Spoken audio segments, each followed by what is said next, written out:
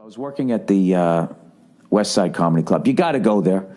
Some old friends of mine opened the place up. That's why I did it. I had the best time. And what was really cool is it was mostly, podcast listeners. So I could say whatever the fuck I thought, essentially, in these times. You know what I mean? Everything that's going on. I heard like those fucking people were going down to the Comedy Cellar and then writing down what other comics were saying about Louis C.K. and all of that type of stuff. It's just so fucking, it's such a crazy time right now. I don't know. I love Louis C.K. and that was really obviously just a fucking hard thing to see happen to somebody. And he was definitely 100% wrong. I'll just say this. He was 100% wrong. He did own up to it. And I think he will definitely be back. I will say that. And I also knew a couple of the women that he did this shit to. And I just feel bad for everybody. It's just fucking terrible. And I don't know. I don't know what else you say about it. I feel like I'm in a divorce where you know both the mom and the dad. You got to like pick a fucking side here. I don't know. All I think that just this new thing though is like the level of witch hunt that happened when the Louis thing came out. Like the amount of fucking people that they went after was just fucking. It was like 6 degrees of Louis' dick. To the point that even the fucking Huffington Post was even trying to list people, that clients of the same manager that he had and stuff. Who, by the way, is one of the great people I've ever met in life. I stand by my fucking manager, and I'm never firing the guy. I've been with this guy since 2006. Dave Becky's one of the great people that I've met in this business. I love that guy. I'd still have him over my house for fucking dinner. Watching everybody just, I think I remember this happening 15 fucking years ago, and then watching everybody try to burn down this guy's life. It's just fucking ridiculous. People, this is America. You remember due process? Like, the whole thing is just like, it's fucking insane. I wouldn't be surprised if they're going after Louis C.K.'s mailman, saying, if you deliver his mail, you're part of the problem. And it doesn't seem to be like there's any sort of like, in the judicial system, where there's like, if you steal a bike, you get this sentence. If you rob a bank, you get this. If you kill somebody, if you kill a whole bunch of people, all the way up to the death penalty. Yeah, this kind of seems like it's become, it doesn't make a difference if it's sexual misconduct all the way to sexual assault / rape. You're getting the exact same, level of punishment. So that's only my question, okay, out of all of this, because he was definitely wrong, obviously. I mean, it's all obvious shit that I'm saying, but does the punishment match the crime? Because, sexual misconduct, when you talk about sexual misconduct, like I don't know how many podcasts I would have to do to tell you all the stories of sexual misconduct with just women as a stand-up comedian who used to go out after his shows selling his posters and all and taking pictures with you. Just the fucking women. Okay? And I'll tell you, it was never any of the young ones. It was always these middle-aged fucking women, couple glasses of red wine. Oh, God. And they come at you with their va-va-va-boom energy, and you'd be like, oh, no, here we go. That's my advice. Young male comics out there. Young female comics, there's plenty of information out there for you now about watching out for creepy guys. But I don't think there's anything out there for young male comics. I will tell you this, okay? If you're going to go out and meet a crowd afterwards, when middle-aged women, you can tell they've had too much wine beyond the fact that they're sort of teetering on their high-heel shoes with their old feet sticking out of them. You just look for the gray teeth. All right, and a little bit too much makeup, and then they got the girls out a little bit. Just fucking watch yourself, okay? Because that's the old cheerleader who is not aging well and is freaking out that guys don't find her attractive anymore. And I'm telling you, they're gonna come up to you, cover your junk. That's all I'm gonna say.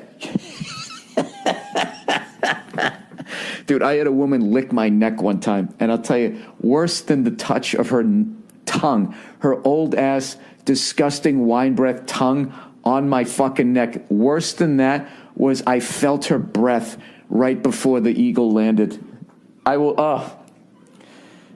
Gee. Oh, and forget about gay guys. Jesus Christ.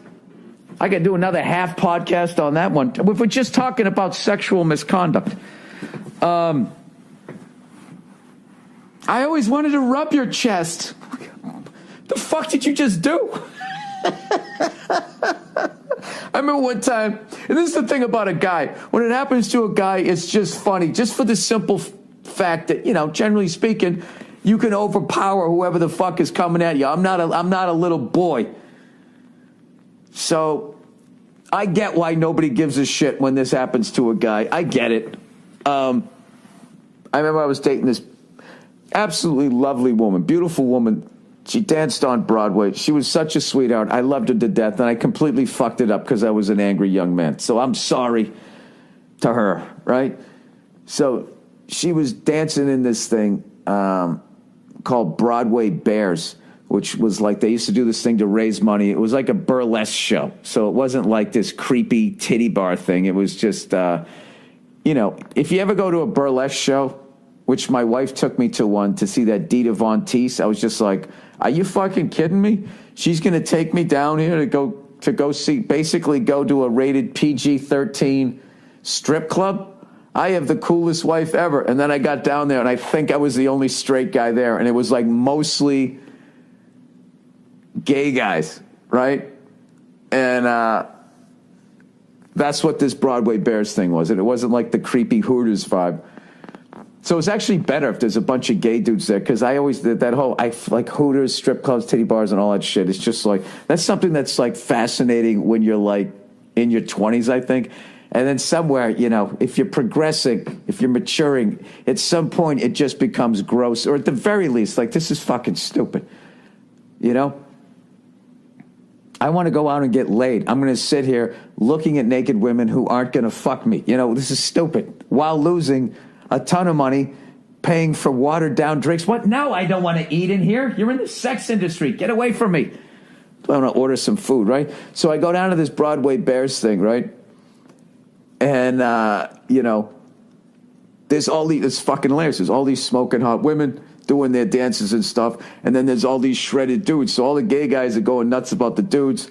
And I'm looking at all these women going like, oh my God, right? Fucking dancer legs. They were incredible, right? Oh, by the way, they also were really talented. Right? So the fucking show ends. And I'm waiting for my girlfriend at the time to come out. And this fucking, out of nowhere, this guy came up and just smacked me on the ass. And it wasn't like it was like if you were playing football, it was good game. But at that place, it wasn't. This guy wanted to fucking hook up with me. Dude, he hit me so hard, like I almost fucking got whiplash. And I fucking turned around, and I can't say what I said to the guy. But I made it clear to him that I wasn't gay. And I'll never forget, he just like put his hands up and was like backing away. And I remember when he put his hands up, the dude had these fucking guns. And I was just like, I don't know what this guy's thinking right now, but if he wanted to do something, I don't know if there's anything I could do about it. I'll never forget his big, hairy, gay arms just coming out. Oh, I'm sorry, I just fucking... No, he didn't even talk like that. I'm doing like the hacky gay voice. He had just like a regular dude voice. And, oh, dude, I got a zillion of those. Fucking zillion of those fucking stories. If we're talking sexual misconduct here. And you know what's funny? Is the reason I stopped going out after my shows wasn't all of those fucking... witches of Eastwick, drunk bitches coming up to me doing God knows what, right? Just crossing all kinds of fucking lines. Like you're literally like you're a cartoon character. What made me finally stop was that time the guy went to take the camera out to take the picture of his girlfriend or wife, and a loaded 9mm fell on the fucking ground. And it was right on the ground, and I should have kicked it away, All the episodes of Starsky and Hutch I watched, I didn't. I just froze. I pointed at the gun and I went, dude, what the fuck? And I let him bend down and pick it up. And I just stood there. I've never felt more white in my life. You know what I mean? Just classic cul-de-sac, like, hey, Frank, I believe you dropped your pistol. Thanks, Bill. Blows my fucking brains out. Oh, you hear that? That's my alarm. I got up a little early. So, anyways, people, I think it's a great thing that all of this stuff is coming out, because there's no way that women should have to be tolerating this. They've tolerated it way too long. But can we stop short here of, like, then trying to literally destroy everybody around the fucking person over social media and no burden of proof whatsoever? These are like real people that you're going after, okay? You know?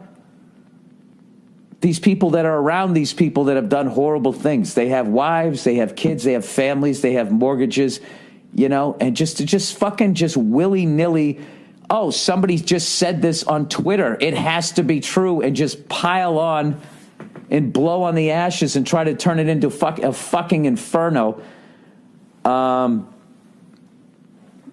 is also not right. Okay? And I feel really bad for my manager and what the hell he's going through right now. I really do. And I'm not going to be one of these fucking people. And I hate how this whole fucking day, and don't say anything, man. It's not worth it. Don't say anything. So I'm just going to leave this guy who's been a friend to me for fucking 11 years, guided me through my career. My career went through the fucking stratosphere with this guy. I'm just going to leave him twisting in the wind. Go fuck yourself. Dave Becky's a great guy.